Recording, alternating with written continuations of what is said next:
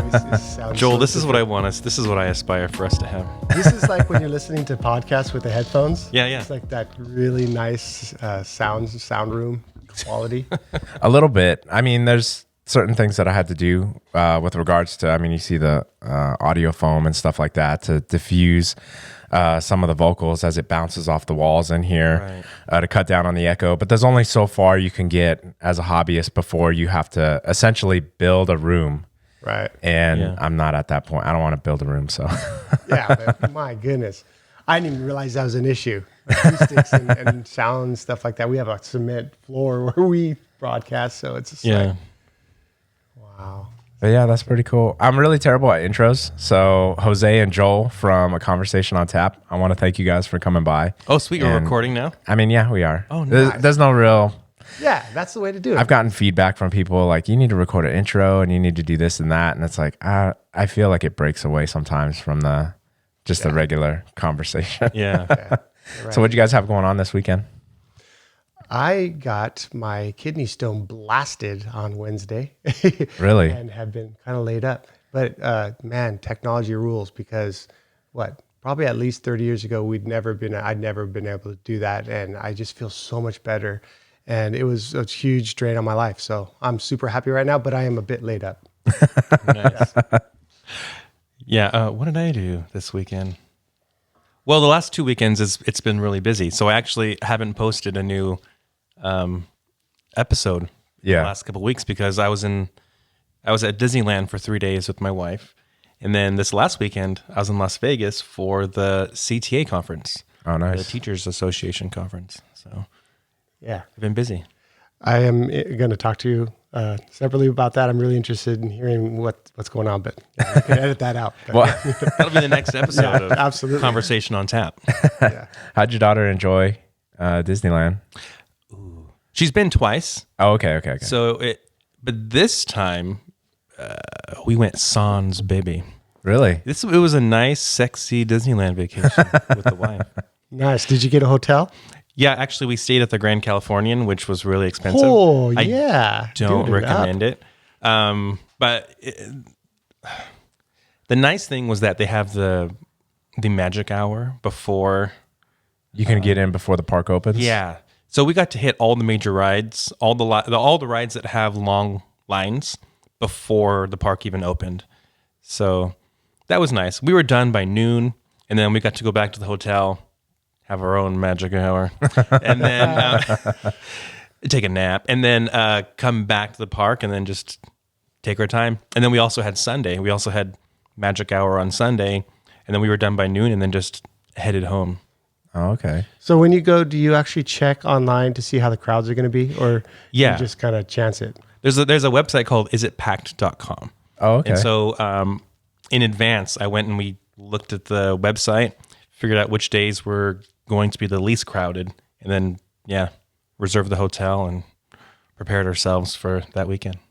We're planning on doing something like that too, but we didn't know about isitcrowded.com or anything like that. Isitpacked.com. Or isitpacked.com, sorry. Yeah. Did you guys go through like Costco, or did you go to get the package deal, or did you go directly through Disneyland's website? We're those weird adults who love Disneyland, and so we have annual passes. Oh, okay. Wait a minute. Now, there's a thing about hating on adults who go to Disneyland a ton. There is. And it bugs me. I mean, I haven't been to Disneyland in over a decade, and I can't wait to go back, especially to see the Star Wars stuff. But it's gotten so expensive that you almost have to like save up for it. Yeah. That's why the pass is so easy. I pay $100 a month, and my wife and I both pay about $100 a month, and then we just go whenever we want. So this weekend we went Friday, Saturday, Sunday. That would right there would be over $300. Yeah. But we have the pass, and so with the pass, we got to go for both parks all day for free. Well, for free, I mean, based on the pass. Yeah. Right. So I think that's really good for people who live there. Like when I was working out in Santa Clarita, like literally across the street or across the freeway from Six Flags Magic Mountain, I thought to myself that would be perfect if you lived here and you were like a high school kid. Your parents can just buy you a pass. Just go there every day if you want to hang out. Yeah. after school. Yeah. Healthy, good environment. You got police officers around, so nothing really bad's going to be happening. And Yeah.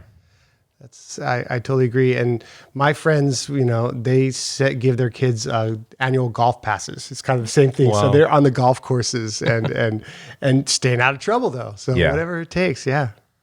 You definitely got to keep kids active, which is a real bummer, at least here in this area. We used to have a recreational center and recreational basketball, as well as I want to say like a summer kind of activity place for kids to go.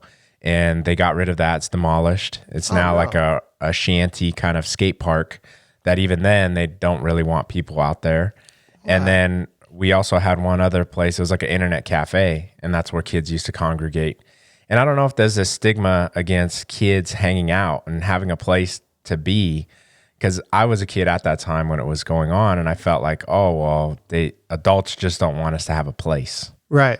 But that's crazy because Nipomo's only growing. Yeah. And they're going to end up building those things anyway in the future. So yeah, what a shame. Yeah. I mean, there's probably a much bigger story, financials and everything like that I just didn't see at the time. But I felt like all the places where we could go that were like healthy escapes were quickly being taken away. Now, is that here or is that where you grew up? That was here. Well, I was born and raised here. So yeah, it was definitely here that it happened. Oh man. Yeah, we have Abel Maldonado in Santa Maria, which was a total boon. I don't agree at all with naming it after the guy who got his money but you can't complain when we got that. And our kids generally use it, huh? Almost They do. every kid I talk to, we're both teachers, they go at least Yeah. a few times a year. And then actually, for our school, El Camino Junior High, whenever we have our 8th grade graduation, the dance is at the Abel Maldonado Center. Really? Yeah, which is awesome because all the girls are in the hall or in the gymnasium dancing, having fun. All the guys are in the arcade room playing pool. What's that? Air hockey, and they have a bunch of PlayStations. So the boys are all doing that while the girls are dancing. Yeah. The smart boys are dancing, aren't they? There's a few. There's a few boys who are dancing, but if I was their age, I'd be playing Oh, the yeah, me arcade as well. Yeah, and if it was all dancing, I'd be against the wall watching them dance. Right. Well, that's the thing. Like when I graduated from 8th grade at Fessler, we had to dance like in the school cafeteria. Yeah. And I was a wallflower the whole time bored. Same. Our 8th grade graduation dance was in the cafeteria. However, they did divvy it up because the cafeteria and the library were connected by like a movable wall, which was very interesting how like schools are very modular. Yeah, love and it. you can create different spaces by just moving walls. And so they removed one of the walls so we can access the library. And in there, they had games for people to play. I was going to say, come to the library reading hour. I mean, the dance reading hour. Yeah. That's not going to draw too many junior high kids. Yeah. But yeah, I'm glad they set up a bunch of it for games. We used to do dances with Avid. I was an Avid teacher. And the time that I had one little section for video games, we drew way more kids than I had just with the dance. So I learned and also set up a little photography booth. If Oh, you that's can't cool. remember, right? You Right. do dances now as an Avid teacher. Yeah. so- Oh, we didn't do one this year, but we've done them in the last couple of years. And Yeah. actually, we get a lot of people showing up, Yeah. especially when we do a photo booth. That's good because there was I don't know what happened. Maybe in culture there was like a downturn in dances for junior high kids, but we would get less than like 50 kids. Wow. And yeah, it we was, would make. you know what it was? It was because we did it during the day. It was you can't have a dance during the day. Yeah, so we started having our dances at 6. Yeah. And then it would go until 8. And then all the kids would go home, change, put on their nice clothes. Well, because we have a school that requires students to wear uniforms. Oh, really? So blue and white.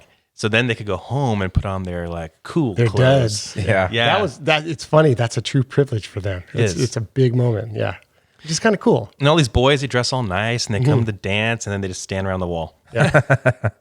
How does that work? Because I remember when I was in middle school, they wanted to introduce the idea of school uniforms at Mesa Middle School. And up to like the huge protest of all the students. None of us wanted uniforms. Now that I'm older, it kind of makes sense. The less you think about what you're going to wear, the more maybe you'll think about your education and what work you have to do. Has there been any backlash from kids like not The wanting kids to wear hate them it. properly or? But I think secretly, at least half of them actually like it. They all tell you they hate it. The parents love it. The teachers love it. It decreases problems with feeling bad about your clothes if you're not the richest family. It decreases gang activity for sure. It decreases inappropriate clothing, especially by girls in junior high who are, maybe a little more mature than others. What else does it help us with? There's Just a ton. inappropriate content displayed by clothing. Yeah. So I had a friend, I have a friend who teaches at Fessler. And a few years ago, one of the students she sent to the office because he had this black shirt on with Mickey hands. And it looked like it was rock, paper, scissors. Oh, yeah. But it was like, I forget, it was like rock, LA paper, is- shocker. Oh, Ooh. You know what the okay. shocker That's is. new. Yeah. Okay. I'm familiar with that. And so she knew what it was. She sent the student to the office. The office was like, there's nothing wrong with this shirt. As So the they- old guy, I'm going to have to look up a shocker. Yeah. Anyone This listening, is you a guys can look it up family after. podcast. Let's not go. We can talk about it on our podcast. Okay, yeah. But no, so the office had no clue what was inappropriate How about funny. the They shirt. looked it up, and then she got Well, suspended. yes, after, but she sent the kid back Oh. and said, no, look it up. Oh, and yeah, then there was, interesting. but we don't have those issues. My Yeah. issue is like, tuck in your shirt. Yeah. That's it. Well, every year you almost have to re-educate yourself, I'm sure, on new slang terms, on new like symbolisms. We were having the conversation, my wife and I, just about how she was feeling frustrated about, won't put anybody specifically out there, but an individual who was using the term legit Okay. in incorrect context.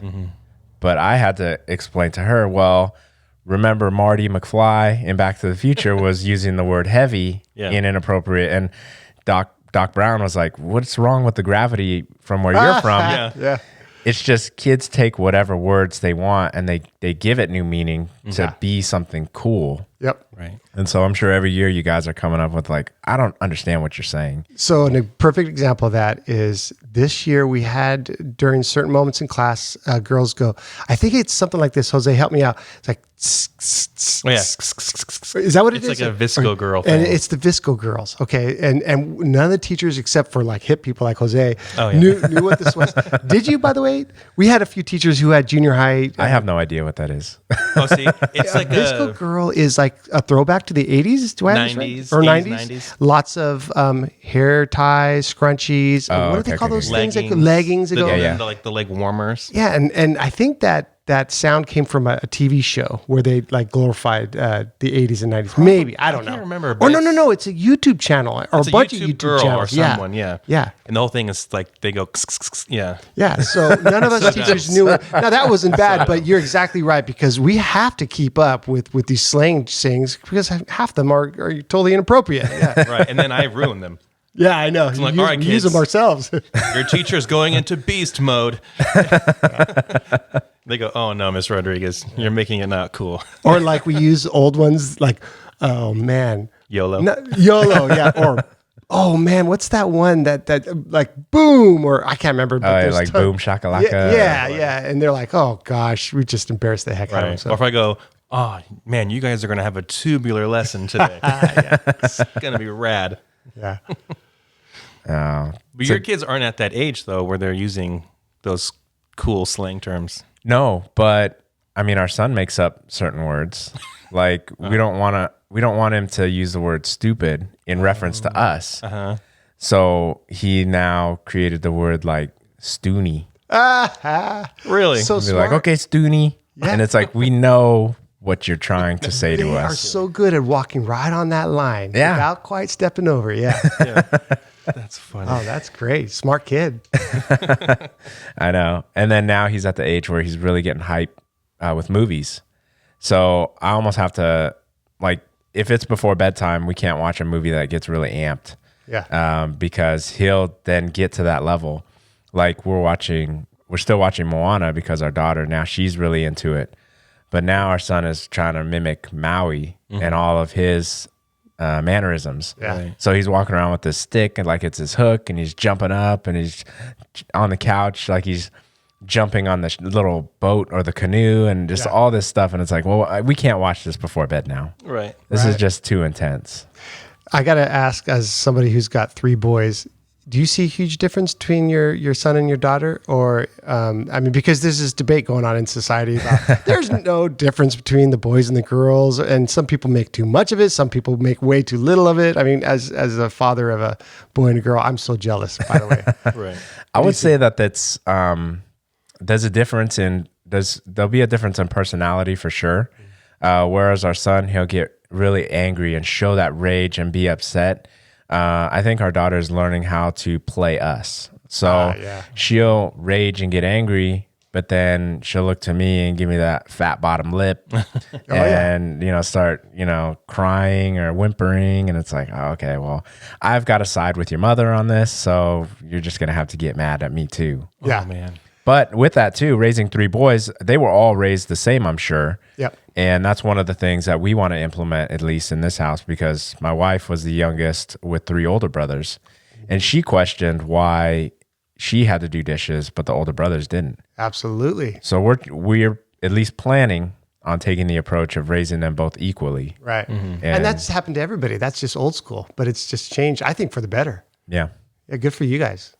So they'll both be doing dishes, they'll both be doing laundry, and they'll both be doing yard work. I mean, now I'm not expecting both of them to operate like the equipment, like a lawnmower or a weed whacker or anything like that. But if there's expressed interest or they're of age, like I feel like I'll be able to gauge that later on, because we were talking earlier about how I finished my economics course and just learning about, I think it was the like time savings. It's not the fact that the woman does the housework and the man does the yard work, but it's the time savings that the man can mow the lawn 2 times over in the time it would take him to clean the house. Right. So in order to save time, they kind of specialize in what they do best so that they have more free time. Specialization in the household. That's exactly. never occurred to me. Yeah, A good concept. Yeah. So, but that's not to be, hopefully that doesn't come off as sexist or anything like it that. does. Don't worry. It will for some people. It's an example from the book. So No, I'm totally jealous you guys get that experience. I totally see it.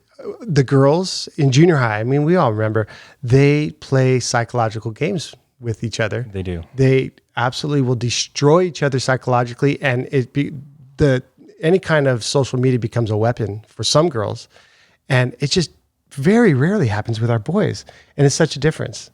Oh, the girls totally do, and they know it, Oh yeah, and they'll do that to me as well.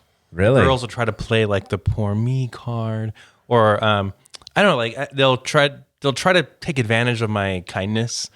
Oh, but Mr. Rodriguez, it's that time of the month, or, jeez. And the boys are, I don't know, the boys are a lot simpler. yeah.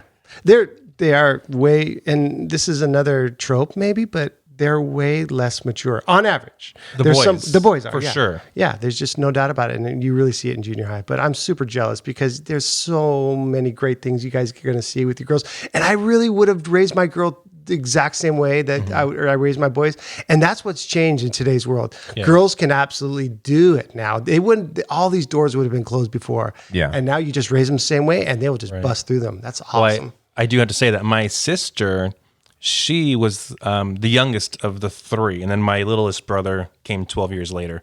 So, but we didn't really grow up with my youngest brother, Jesse, who is you. Actually, you had my brother, Jesse. Both of us, yeah. And I mean, I considered you a teacher at that point, so we thank both you. did, yeah. so my sister has grown up with all these boys. So my sister's was very much a tomboy, even though now my sister doesn't really seem like she is.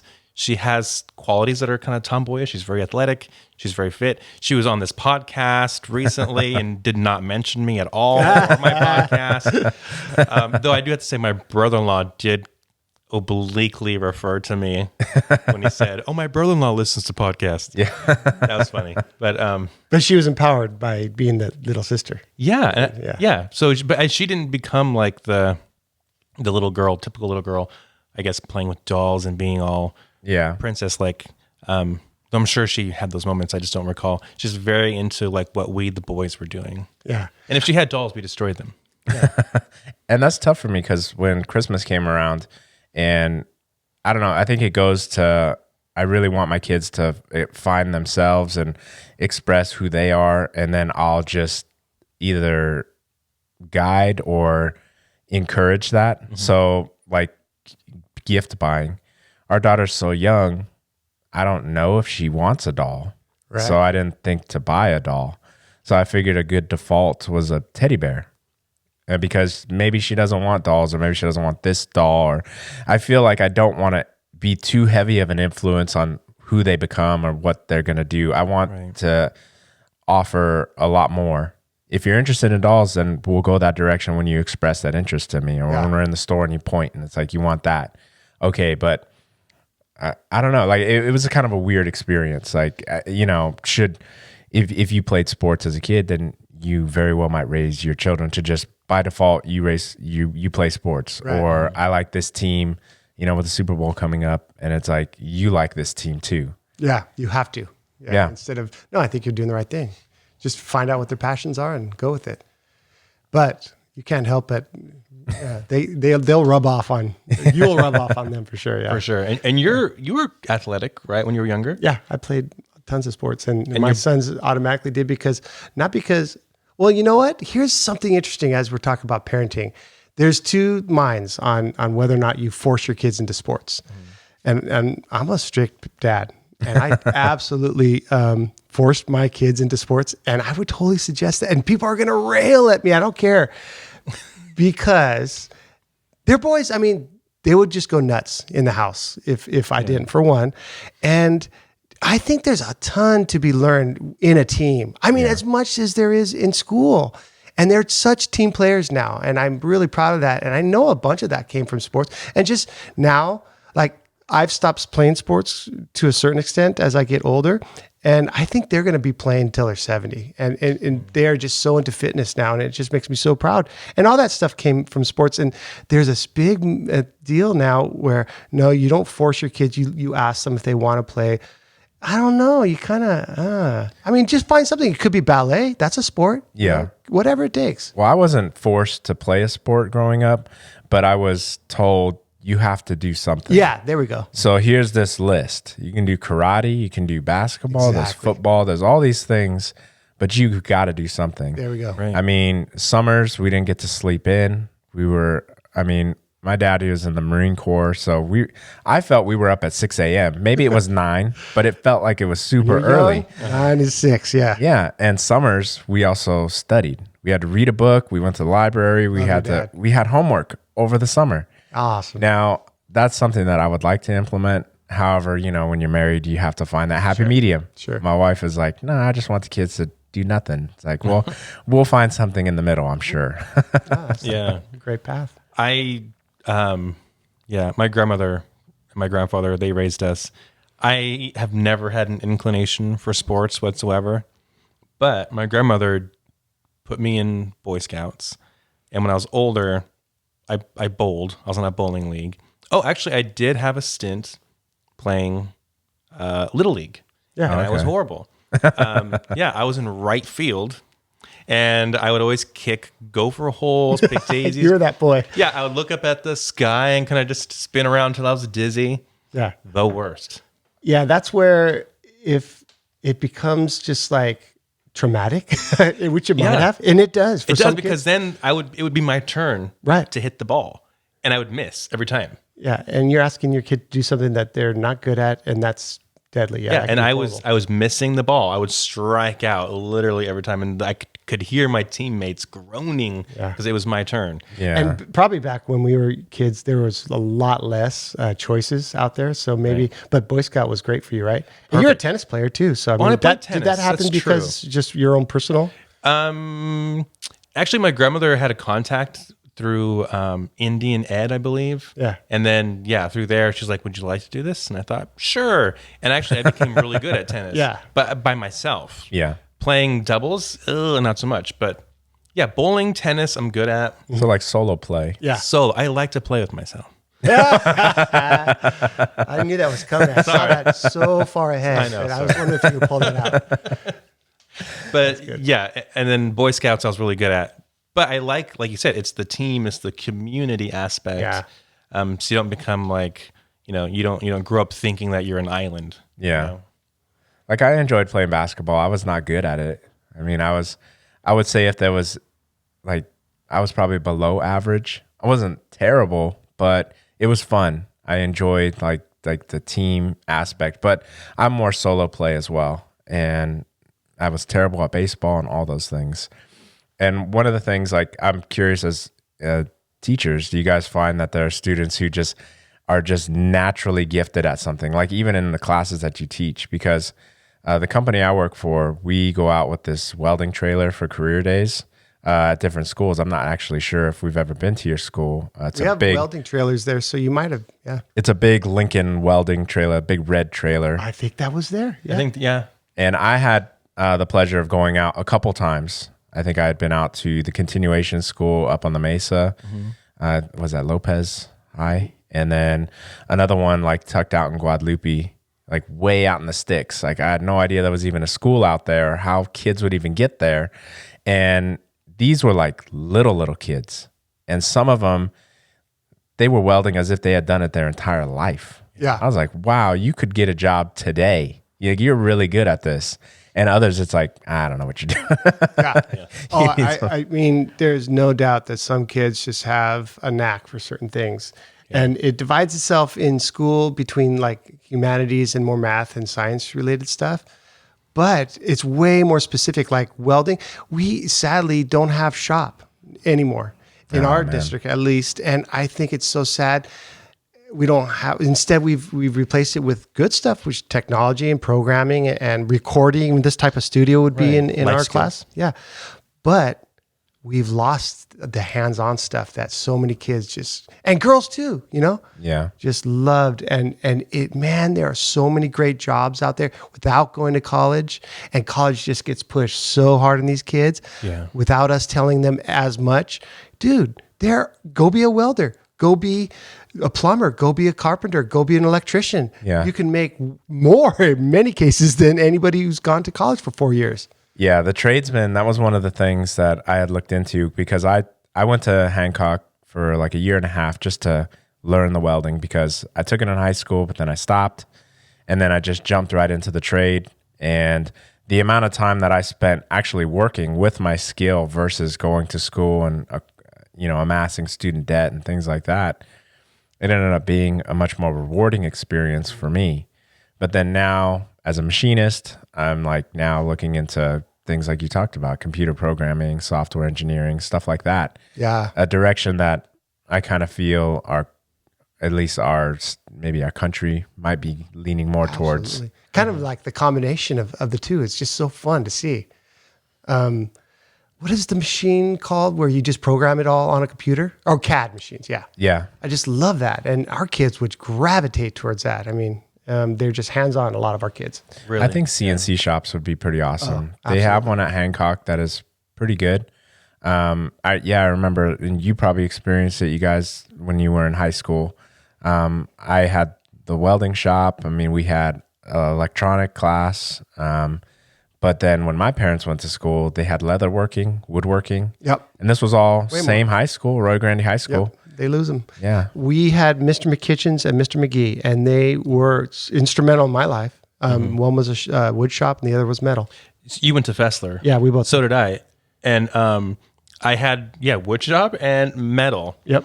And I never thought that I would enjoy those classes, but I got to make a hammer. Yep. I got to make like metal, like toolboxes. And you probably still have those on display in your house somewhere, right? I don't. I do. I've since lost them. Oh, I guess it wasn't that important to you. It was, but I've moved so much. no. But for someone like myself, I'm more, I don't know, intellectual, and I don't want to like. Theoretical, yeah. I don't know. I'm Abstract. Yes, I would rather read a book and contemplate and think than use my hands. Yeah. That's the kind of learner that I am.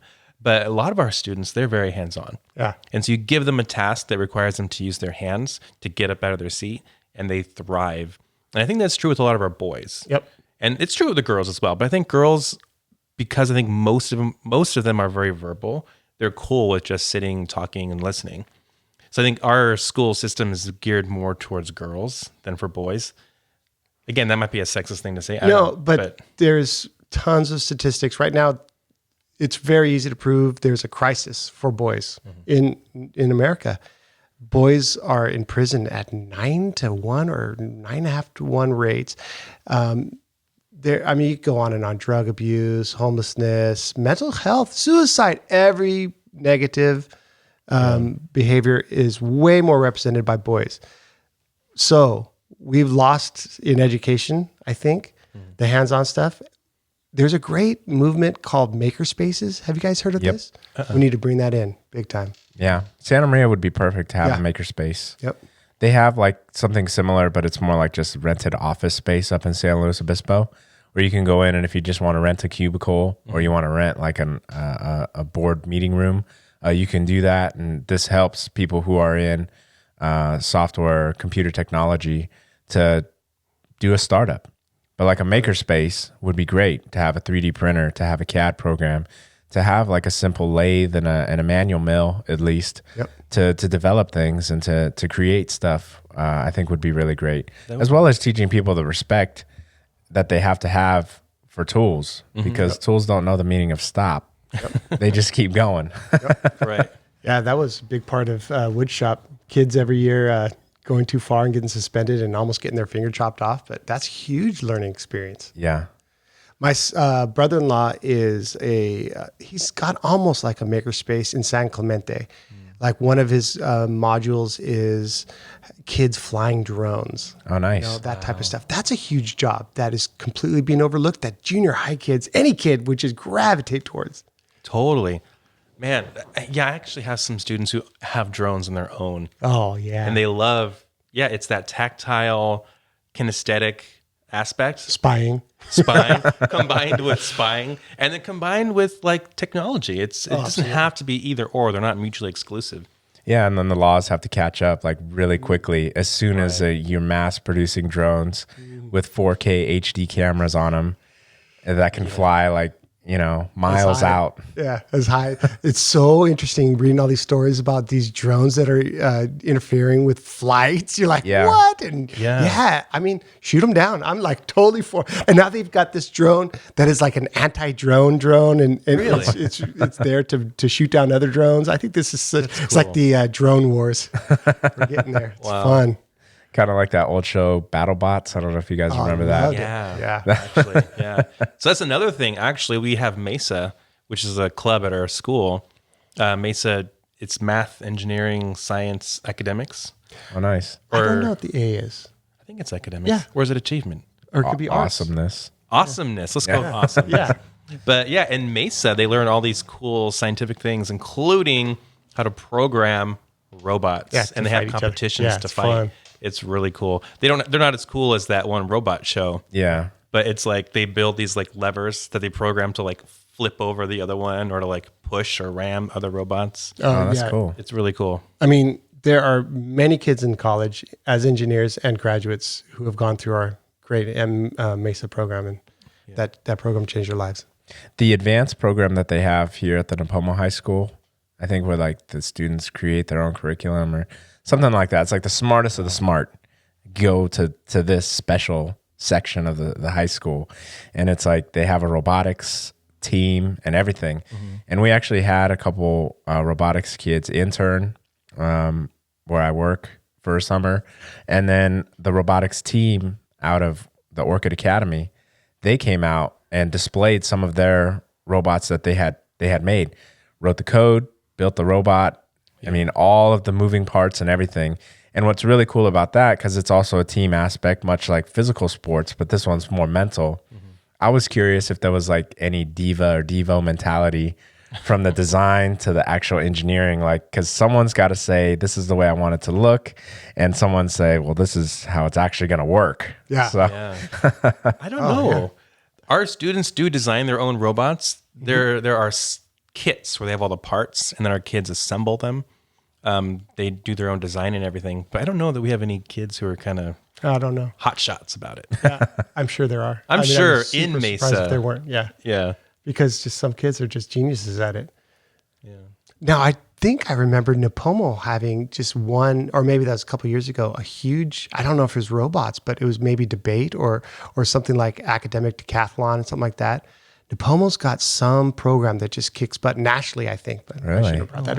Edit that out. I have no idea. Yeah, I've got to those look programs. into that because that's also another thing that, well, both you and I, as our children grow older, we're going to have to look at is schools. And though there's like a pool of schools to choose from in Santa Maria, in that area, here it's limited. Yeah, True. So looking into, I mean, I went to school at the elementary right down the way as a kid, and I had no problems. I thought it was great. You turned out perfectly Yeah, fine. we moved back. It's fully gated now. We can't even take our kids after school to play on the playground, and we hear bad things about, I don't know, like ESL students and all this other stuff. And it's like, well, as long as they're still getting a good education, right? Like, what's that like? What's the teacher to student ratio like? I mean, I don't know if you guys see this as educators. Like, at least I feel like there's more of a push towards private school being better than public. And I grew up in the public school system. I'm a huge fan of the public school system. me too. We both are. I mean, I have a lot to say about that because I sent my son for 1 year because I went to St. Joe's as somebody who'd always gone through public schools. Then I went to St. Joe's. It's a private Catholic school in Santa Maria, and sent my son thinking, of course he's going to go there. There's no doubt. There's just too many problems at Santa Maria High School.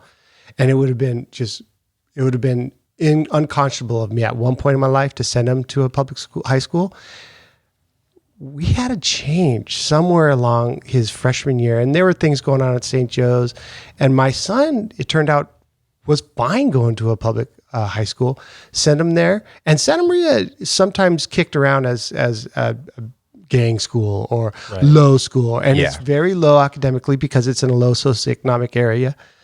Man, it was the best decision, literally the best. And by the way, the schooling decisions you'll make probably someday, both of you, are going to be the hardest in your lives. I mean, and I don't fault anybody for sending their kids to private schools if they feel like everyone's got to make their own decision. Yeah. But man, for us, sending all of our kids eventually to Santa Maria High School was the best decision. And you know what? You're going to have a real experience at a public high school. You're not going to have a real experience at a private school. And that's kind of my take right there. What you just mentioned was when you are in a private school, you're in a sheltered environment. Yes. Only certain people can afford to attend a private school. And then, of course, private schools, many times, like with charter schools, they get to pick the cream of the crop. Right. Yeah. So you're super sheltered. So do you lump in charter schools with private like I do? I do. Yeah, I do I too, lump because them all together. It's not a real life. It's not a real life situation. experience. It's not a cross section of your population. Right. And that's not to say like they don't offer great courses or curriculum or what have you. They do, I'm sure. Oh, absolutely. But the population is more narrow in terms of either race or socioeconomic class. It's the education beyond the academics. Right. And so at the public school, you're getting every walk of life, and you're encountering people from every socioeconomic level. You might encounter the gangbangers for sure. The theater It's important. nerd, band geek, jock, just the average kid just floating through. You're going to encounter everyone. And I think those are skills you need to survive in the real world, to survive in the workplace. Well, and with the thing about how you mentioned a charter school, at least my understanding of it is a lot of them, it feels like, well, they get, is it government kickbacks for test scores, which is why they would choose the cream of the crop, why they would be so selective in being like, well, this is what we can show on paper then. Right. And to me, that doesn't seem like it's so much about the student anymore. Right. Charter schools, all schools, and it's less so now. And the trend is positive. As teachers, I think we agree that test scores are being used less and less. We went through that horrible thing where schools were being totally punished for their socioeconomic area, basically. Right. Which is just, and that's going away to a certain extent. But charter schools do. I don't want to say recruit, but they do try to get the best kids because then their scores are going to be better. And Right. so it's not a representative population. But at then all. people will say like, well, look at how great their scores are. Yeah. Well, Of no course. duh. Yeah. You have basically Cherry like picking. scooped the cream off the top of the entire, surrounding area. And then you're trying to portray yourselves as being like the best. Yeah. And it's so frustrating reading stories in newspapers without them, basically giving the basic facts about cherry picking. Right. And it's one of the things that I think as a parent, who I feel like I'm very observant of the world around me. It's a shame for those to think that just because this school maybe costs more money than a public school or has better test scores, that your child will just naturally assimilate and now become a better student because of it. True. Or get a better education. Yep. Because at least me personally, maybe you guys, we won't even mention it on the podcast, but I do not know a single teacher who does not rise to the occasion for their job. Yeah. That it is a passion Right. It has to be, yeah. to be an educator, to teach the next generation of students. It's a vocation. For me, I describe it as a vocation. Oh yeah. That's why I think teachers leave the jobs at higher rates than pretty much any job. Is that Within true? the first 5 years is half. Yeah, it's incredible because if you don't have it, you've got to leave. It's just going to be so draining on you. Yeah. Yeah, I totally agree with you. Here's another great thing about sending your kids just to the local. There's this phrase, I guess, sending your kid to the neighborhood schools and the horrible drop off of neighborhood, the love and the support of neighborhood schools. It's that if you do, our kids, I hope I'm not going to sound like a braggart, but our kids are going to be probably above average for our schools and where we live. Yeah. Okay. Your kids are going to be in leadership roles. For sure. My kids ended up going to UCSB, UCLA right now, and my other kid's probably going to go to UCLA or Berkeley or something because they've been in leadership roles. They've been leaders throughout their lives. But California actually takes the top 10% of a school. Doesn't matter if like Palo Alto has their entire population scoring higher than your low socioeconomic high school, they still just take 10% from Palo Alto and set 10% of Santa Maria High School and send them to UC schools. And that's, I feel like almost a cheater. Oh yeah, I actually saw the same thing. Whereas like when it came to again from my economics course, picking how many students can go to a certain school, you have to have these sort of like qualifiers. For one, it's like, okay, well, let's set the SAT score at this. Now, everyone with it less than, we're not even going to look at you. And then let's set the, ethnicity maybe, which I think in news recently has got some universities in hot water. Yeah. So maybe they're not looking at that anymore. But all these other things, and then extracurricular activities, what'd you do for your neighborhood? And then it's like if only one kid from, say, Wyoming wants to go to Stanford, well, that kid's getting in Yeah. Yeah. Yep. over the 50. I mean, yeah, they do cater to locals. So for those who live in California and the Central Coast that want to go to, say, Cal Poly, you might have a leg up over definitely someone have a from Los Angeles. But still, someone from out of state where only a handful of them want to get in, to diversify the populace of Absolutely. the school. And the private school kids are all competing against each other and it becomes a rat race. And sometimes it's super unhealthy. Yeah. And I just want to mention too, we teach at El Camino Junior High, which is, I think, one of the lowest socioeconomically in the city. There might be, except for I think maybe Bonita.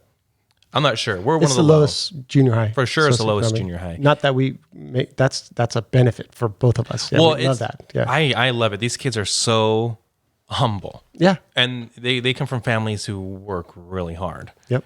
But I do want to say that I teach AVID, which is basically a program that helps kids eventually go to college. And you taught AVID as well. But my students, what we've been doing is researching colleges, researching majors, researching careers, right? We just went through a whole thing with my students where we went through goals, setting SMART goals. They had to do a narrative based on an obstacle or a challenge they faced and overcame in their life. And then we're taking all that information and I'm having them write practice application essays for colleges. So So they're getting a head start in like 7th, 8th grade. I think a lot of the public thinks that, oh, that's a low school. So my kid, if I send him there, they're not going to get a really rigorous curriculum. Yeah. That is totally wrong. Yeah, they These feel like kids they're not do gonna get a good amazing- education. Exactly. It's just wrong. So the perception is super wrong. And because maybe they're going online, they're like, well, look at this school's test scores, they're really low. Right. Right. That's I just think the there's so average. many factors that are involved because though I feel that the teachers are providing the education. It's also what they do at home. I mean, my wife and I, we have to prepare ourselves for setting that time aside to sit down with them and do homework. I was left to my own devices. It's like, did you do your homework? Yeah, even though I didn't all the time. And so I kind of just coasted through. Yeah. I was also in the AVID program when they first introduced it in the 8th grade at Mesa. Oh, cool. And I thought to myself, like, what is this class? I was more like I was not the ideal student at the time. I wasn't either, at all. Yeah, I was more like a renegade. Like, I'm gonna get on my Harley with my leather jacket. I'm out of here. AVID, yeah, you kids. And so every single one of them, they all went to college. I didn't.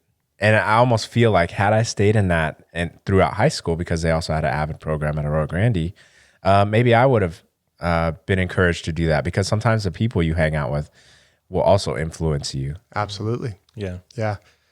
No, it's a great program. It's basically, for people who are listening and don't know about AVID, it is basically trying to get the kids who in the past, because they're like middling between 2.5 and 3.5, it's not necessarily for 4.0 kids who just didn't, for whatever reason, go to college. It gets those kids a little extra push. They actually work on schoolwork in class to get into college. And it's gotten literally tens of thousands, hundreds of thousands of kids who otherwise wouldn't have gone to college, into college. Yeah. It's for those C students, Yeah, C to B students, and Push then them up to A's. push them up to A's. And then also we really push for first generation college students. Yeah. And we make them take the hardest classes in high Right. school. You have to. Yeah. Which is oftentimes they wouldn't. Or it's sad to say, in education, sometimes we say, oh, you can't take that class. You don't have it in you. That's baloney. Right. So AVID is all about AVID basically is an acronym for Advancement via Individual Determination. So it's kindling the flames of their, I guess, internal desire to achieve. Yeah, but I getting like back that. to what we were talking about earlier, AVID has a problem with, and I know Jose, even though he's an AVID teacher, agrees with me, pushing only college. And man, in education, we have to push vocational. We do. It's Not everyone's so going to go to college. So Yeah. that's just the reality. Not everyone wants to go to college. And so I think our whole school system needs to shift from focusing on, churning out, future college students to having a dual path, one that could lead to, some kind of craft or vocation, and then the other path leading to college. I just heard the most amazing statistic.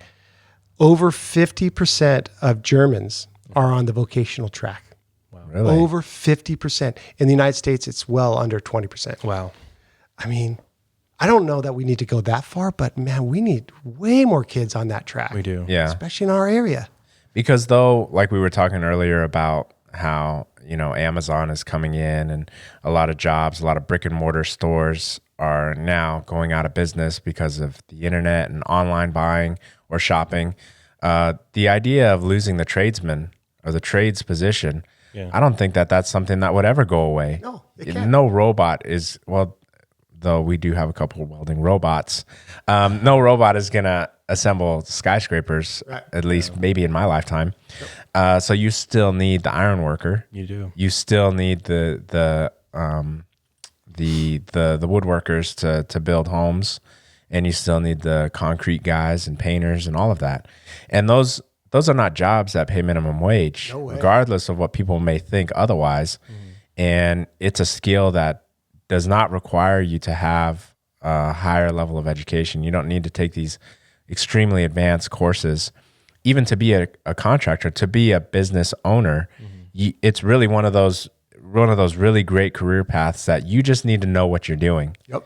And once you know what you're doing, you can be the boss. Yep. There's no. And it happens so often. It's so beautiful. Yeah. I'm an underling. I don't like my boss. I'm going to start my own, and they just take off. Yeah. Yeah. And I love this trend of the mixing of vocational with tech, with you get into welding and then you end up programming this welding robot, which it's fun. And these kids they gravitate towards that. And I think, so in education, we kind of have been pushing STEM, which is like the science and mathematics. yeah. But now I think the push is for STEAM, which incorporates the art. Yeah. Right. It's the creative element of science and engineering and math.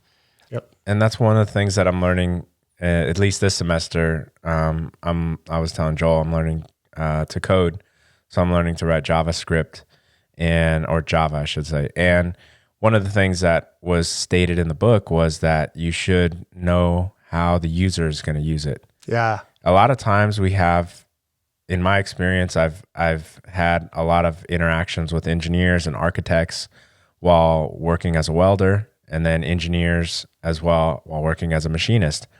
And they have all the education under their belt, but not the practical knowledge, not the knowledge that with a simple mouse click, you can directly affect the shop floor. You can directly affect the way things happen out in the field. And understanding that balance, that though it looks right on your computer or on paper, doesn't necessarily mean it's going to work out here. Yep. You have to, that's why it would almost be better if part of your engineering program to become an engineer, you also had to maybe work in the industry. Oh, it should be a requirement. It absolutely should, at least 1/4 of getting out there before, because it's the ivory tower deal that we see as teachers. All these people who are making curriculum for us that have no idea what it's like really in the classroom. True. Same exact thing. Oh, I bet you guys were talking about like, because last time I was on and we were speaking, like there's always something. There's always new acronym or new name for a teaching method. New jargon. Yeah, in manufacturing right now, it's lean manufacturing and eliminating the 8 wastes. And if you eliminate these 8 wastes, you can cut your costs and you could be more effective and certain things like that. And in teaching, I'm sure you had mentioned it on one of the episodes how you had learned about there's this new like the Dorothy method, and last year it was like the Albert method, and every year it's something different, and it's probably just like you said from somebody who doesn't even teach in a class anymore. It's so true, and not just for professors, but we in education get politicians making curriculum. That's when it gets really bad. Right. And I'm just going to say this right now. President Obama was, to me, great president. Education policy sucked. Arnie Duncan was horrendous. Race to the top was awful for education. Yeah. Politicians making curriculum. Yeah, they just have no business doing it because they've never been in the classroom.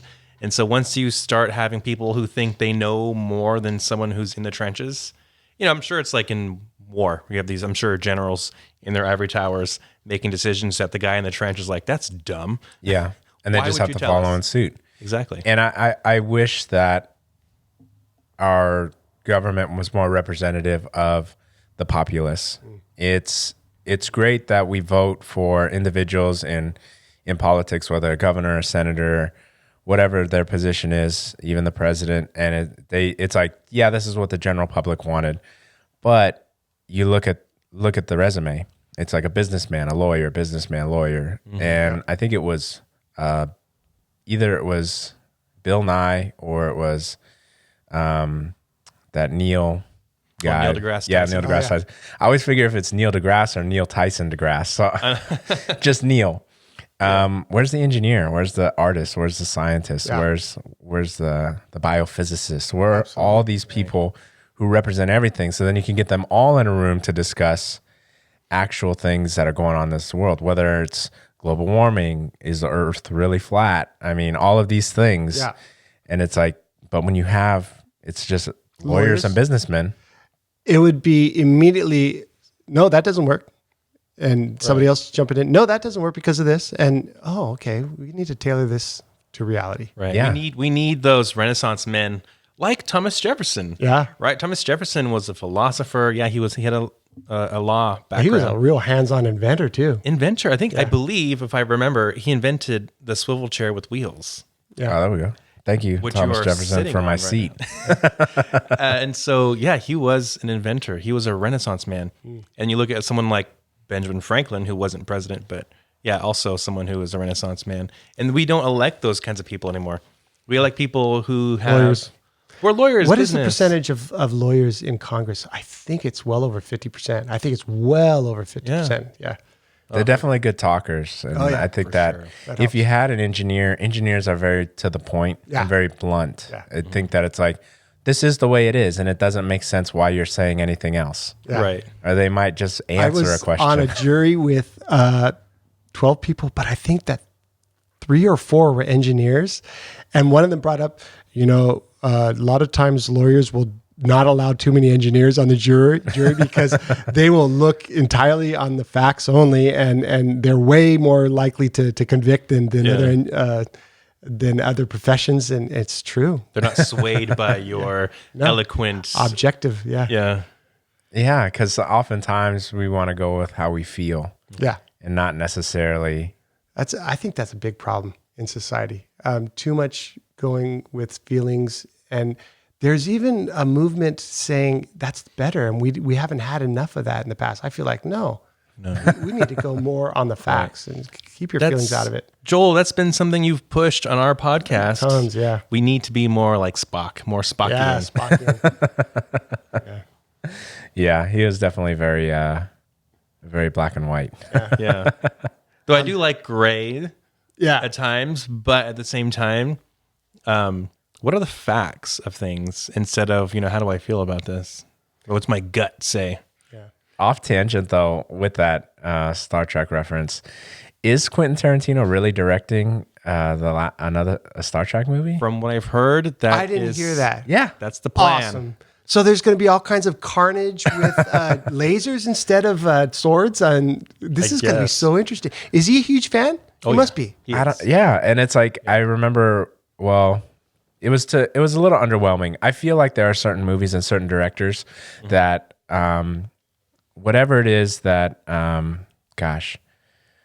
the Christopher Nolan, the Tenet, I think is his next movie coming out. Oh, yeah. I don't even need to see the trailer. I know his list of movies. I'm just gonna go see it. Just take my money.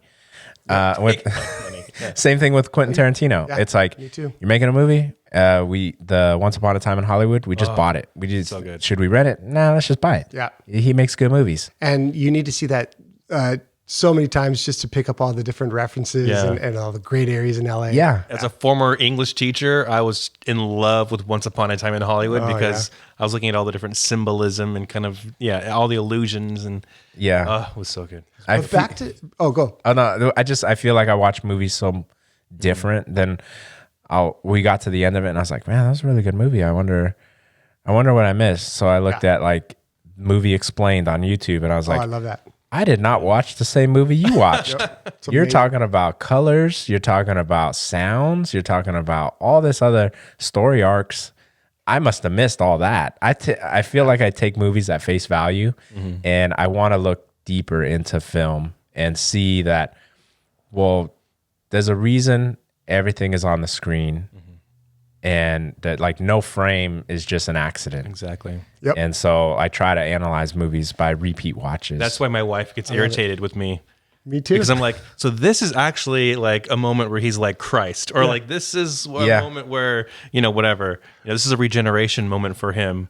I think we're all lovers of the present moment in history where we get to watch YouTube and just dissect this stuff. True. It never would have happened in the past unless you're in this great group that meets every month or whatever to dissect solo. these things and can watch it. Yeah. yeah, But movie clubs. yeah, movie clubs. Man, it's fun. I love watching several guys on YouTube who dissect movies. And man, it's like knowing the different colors of lightsabers was a revelation to me. goodness. I mean, you Don't know get about me that started. already. But, yeah. By the way, Picard just came out. It's an Yes. NBC. I can't get to it, and I really Yeah, I want can't get to it either. It's on CBS. So what is it per month? That's just another. We talked about this overload of I'm not getting it. subscriptions. I'm not going to get that one. I can't afford it, but- it's overload. But No, so the cool thing about Picard, I guess kind of tying back to Star Trek there, is that it's filmed in San Ynez at one of What? our wineries. sweet. Yes. Oh, and might so have to get it basically, now. I don't know the whole background, but basically Picard is in retirement and he's getting drawn back in for some reason. He's kind of going rogue. Oh, it's gonna be But so hard not he's to pay just works, lives in a winery, and I guess, he's in retirement. A very futuristic winery. You know what? Like, what's that winery up in Orchid that's kind of futuristic? Oh, Presqu'île? Oh, Presqu'île. Yeah, love Presqu'île. Presqu'île. It should be. It should be that should be one. there. There's a ton of wineries that have that real modern look. Yeah. That's. I can't wait to watch that. But then, so I'm going to hit 2 points real quick. One, Quentin Tarantino said he would do 10 movies. Once Upon a Time in Hollywood was movie number 9. Yes. So Star Trek will be 10. Oh, he and he's cannot done. stop. That's no. why. Yeah, that's why people were wondering. This is not like an original. It's him making a movie that's already has a universe, has a life. How are the Red Apple brand cigarettes going to make their appearance in the Star Trek movie? Man, Will I'm this? bummed. You just Yeah. Will ruined this? my day. Sorry. Will this just count as like a 9.5 That's what. Yeah, I've and heard. leave it open for a 10? Would this not count as one of his, and then he would do a 10th? Yeah. Interesting. I would hope that there would be a 10th. More and that- profanity and violence in Star Trek. Wait, but explain to me his reasoning. If he gave it, I mean, why would he want to see? He's so passionate. He seems to love it. Is it just one of his gimmicks? I don't Maybe know. there's things like as a director, you're probably like a fan of a series, and it's like, I would love to do that. I would love to direct a movie like that, but your genre is so different Right. and so far removed that maybe it just took all this time Needed a to break finally, from- yeah. Wait, did you just say he's going to stop his own movie making? Yes. Yeah. So I want to make sure I got this right. So you 10th really did movie's ruin done. my day. I did. Okay, I want to make sure. Oh man, But if he does that's a Star bummer. Trek, it's possible that he continues that he because would that's make one movie. one movie, and Yeah. but he would do a 10th that was his own Right. baby, Okay, his I own get it child. now. So then It's a been a question while. for you guys: if this was not his last movie, would you rather his last movie, if it really was his very last, as a fan, because clearly he's going to do whatever he wants to do, would you rather it be another original or a sequel, or you'd like us? Yeah, I'm signaling. You can't see because we're not being recorded. I'm thinking Kill Bill 3. Volume 3. Okay. I Because want you that. want to see maybe what's her name's Well, I want to see daughter. Black Mamba's daughter come after Uma for Yep. revenge. That's what I I'm thought. trying to remember the plot. Yeah. So remember, there's that scene. I think it's Kill Bill Volume 2, where Uma's character basically is hunting down all the people who, put a bullet in her head, basically. Right. Okay. And I she know. kills Yeah. Black Mamba That's right. with her daughter in the other room, and she walks in when her mom's dead in the kitchen. Yeah, she tells her daughter, if you're still feeling what you're feeling now and you get old enough, you come find me. Yeah, you can't leave that one open. No, so this would be Kill Bill Volume 3. Yeah. Okay, so Joel. I would go because with Star Trek, you know why? I want to see how I'm super curious to see how he's gonna do that. I think that by the way, if he doesn't do a horror movie, I just saw him on YouTube yesterday talking about why he hasn't done a horror movie. Also, I want to see him do a horror movie, but I'm also really interested. He hasn't even touched on sci-fi yet, has he? Wasn't it going to be like Star Trek, but kind of Be a horror? horror film Like a horror style. film? Okay, right on. So combining the elements. Yeah. I'm so wacky. I'm sure you it would guys are include- pulling my leg right No, now. this is all. Yeah. Oh man, I'm super curious. So that's the direction I could see go. him doing like a Borg storyline or something. Yeah. Oh, no. yeah. Yeah. Those got horrific, didn't they? Yeah, that's a horror. That would be horror film and Star Trek. But would it be like classic with, the cast that they currently have with Kirk and all them? Or would he create a Star Trek movie within the Star Trek universe Yeah. with maybe characters we haven't heard of, but I would clearly say- races that we have? Yeah. I would think the second, but he could certainly have a lot of fun with Yeah. the first. Yeah. With the I think he original would. I think he characters. would do the original characters, and then I think he would go back more towards the original Gene Roddenberry style Oh yeah. because he loves like retro stuff. Yeah.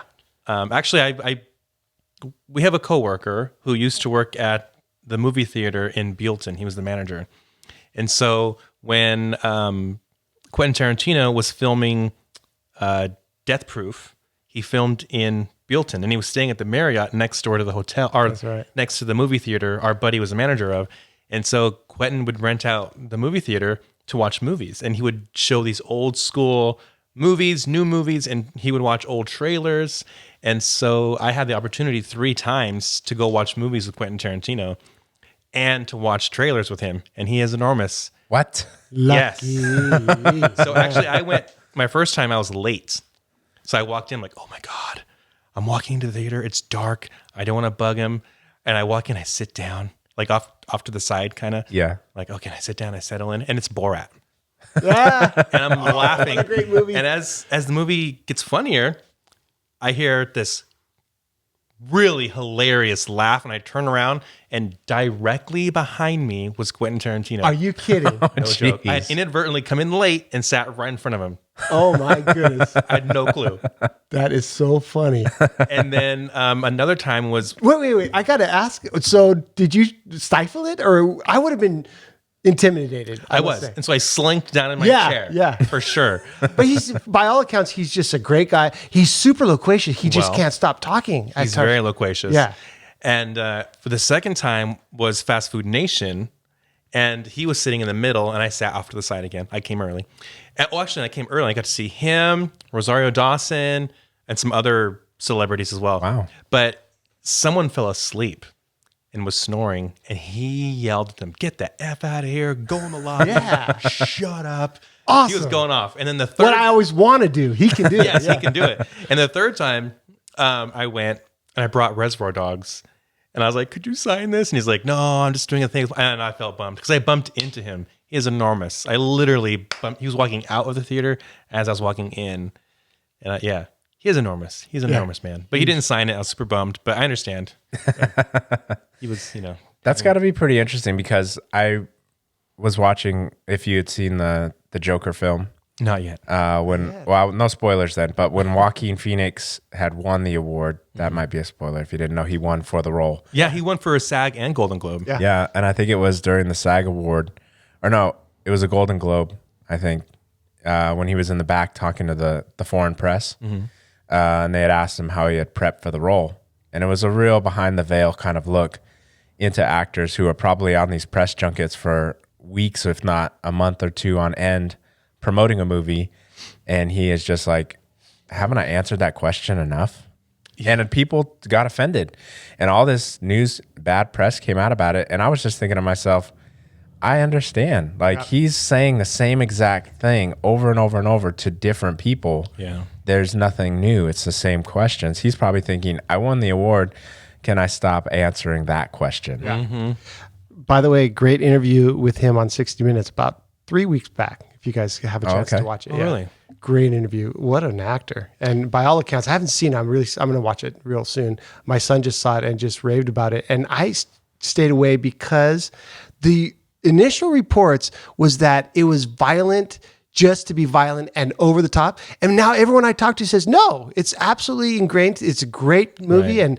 and the acting is amazing. So I think they got it wrong at the beginning. I haven't seen it, so I don't know. I have not seen it, but from what I understand, it's a combination of Taxi Driver, which is violent, The Comedian, which stars Robert De Niro, Yes. who I think is an aspiring comedian. And then so it's a combination of both of those films. Which is funny because both of those star Robert De Niro, and I guess he's in this movie as well. And which is interesting that you mentioned you heard negative review about it prior to seeing it, because I feel like with a lot of film, sometimes there's just really negative things that are said about it. Right. Case in point was like the Witcher series on Netflix. People who wrote reviews about it, it seemed as if they had watched the first and the last episode and didn't watch the rest of it.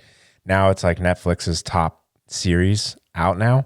And I really feel like I don't care to see anyone's reviews. If I'm interested in seeing it, I just want to go see it. Yeah. And the fact that I almost lost my train of thought there. Talking about how violent it is, or how not even violent it is. I think that we were having a conversation about this at work.